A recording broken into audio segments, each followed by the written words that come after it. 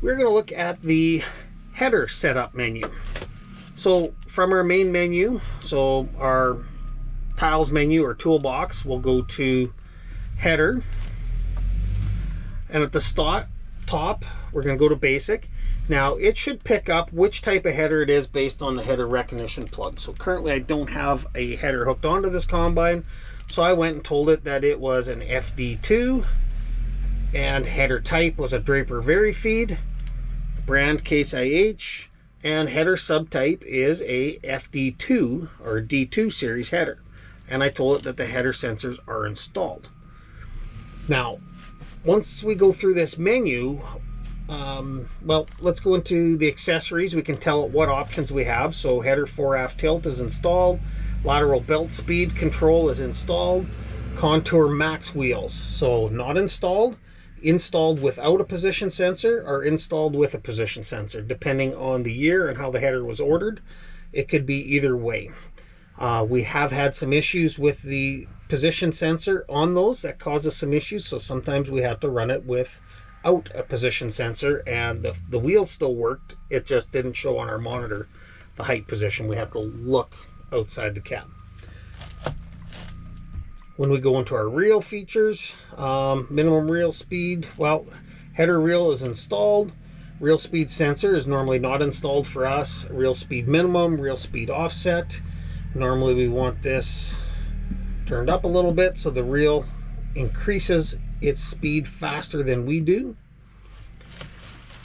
Reel horizontal position installed, reel vertical position installed. So the FD2s come with both these sensors.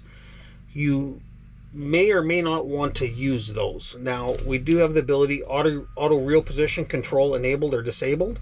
So we used to be, we have to hit not installed and it wouldn't save the reel position with our head 1 position to head 2 position.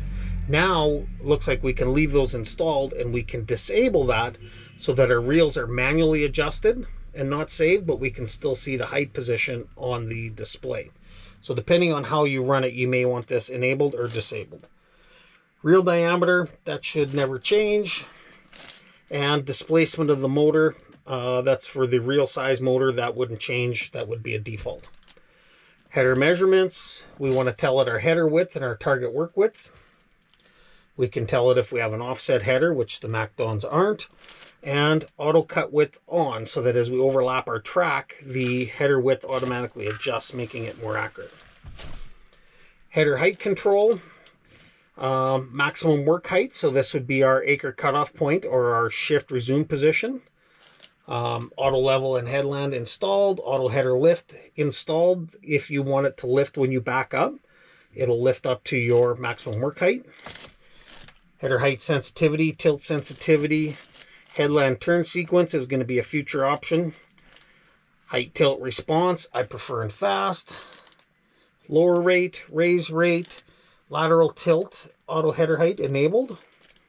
Tilt rate, how fast it tilts side to side.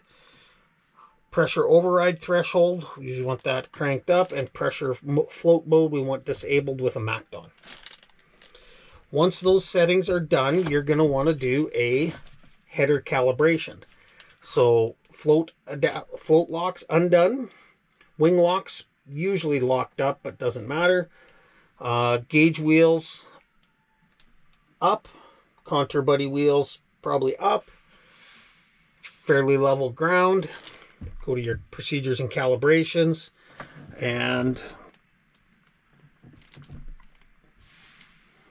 we want to select our header height control calibration, and follow through the instructions on that. They do recommend in the book that you do that every time a header is attached. I do believe it saves the old calibration. Last year's software, every time we attached the header, it created a new header type. So we either had to go in and select our original one. See how this one's created another one and called it number 1. We'll see if that's still an issue this year or not. But if your auto height doesn't seem to work, go in here and see if it's created a new header if you still have your original one.